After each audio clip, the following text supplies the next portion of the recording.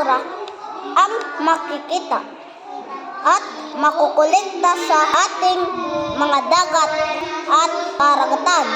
Mga plastic, botelya, diapers, at iba pang klase ng basura. Ito ay dulot ng maling pagtapon ng basura at hindi pagsunod sa tamang paraan ng pagtapon ng ating mga basura. Dahil dito ay namamatay. Yamatay ko na, ma'am.